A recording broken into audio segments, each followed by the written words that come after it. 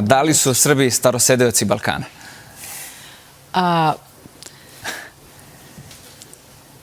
U genetičkom fondu Srba, između ostalog, ima i DNK starosedelaca Balkana, ali u nekom manjem procentu. U principu, najveći deo tog genetičkog fonda Srba čini DNK Slovena koji su došli na prostor Balkanskog poluostrva kasnije. Dakle, nekim seobama.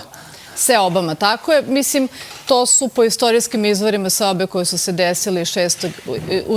i 7. veku sa prostora šireg regiona današnjeg rata u Ukrajini. To su uklapaju rezultati, konkretno između ostalog i naše laboratorije koji u saradnji sa DNK projektom koji nam govore o tome da se u Srbiji te neke varijante Y hromozoma poklapaju sa varijantama koje su nastale u stvari u tom ishodišnom regionu Slovena u nekom periodu koji se desio ne toliko davno pre seobe slovenskih naroda. Aha, dobro, dakle, nismo onda na ovim prostorima, znate da se pričalo o tome da smo od vinčarske civilizacije i slično.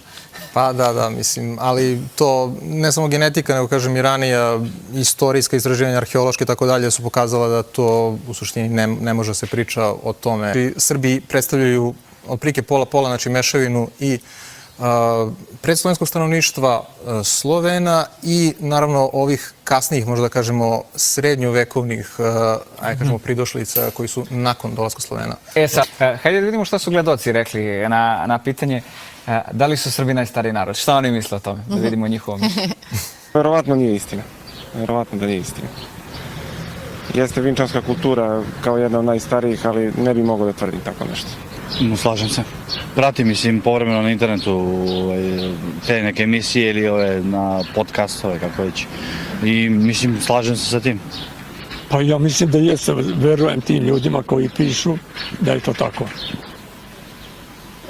Pa sve je moguće. Evo, čuli smo šta kaže, je li sve moguće ili ipak nije sve moguće? Nije sve moguće. Mene zanima u stvari koje je bilo pitanje ovde. Ovde je bilo da li smatraju da su Srbi najstariji narod na ovim prostorima. Većinu tog slovenskog genofonda, srpskog genofonda, izvinjavam se, čine slovenski geni, odnosno slovenskog je porekla. Dakle, mi smo u stvari svi mešavina i tog starosedelačkog i slovenskog i naravno i nečeg trećeg što je mogo da dođe sa strane ili kasnije. Sad kad smo kod tog nečeg trećeg uvijek svi pomislimo, bili smo po Turcima 5 vekova, da li ima i u kom broju turskih nekih gena? Pa na ovom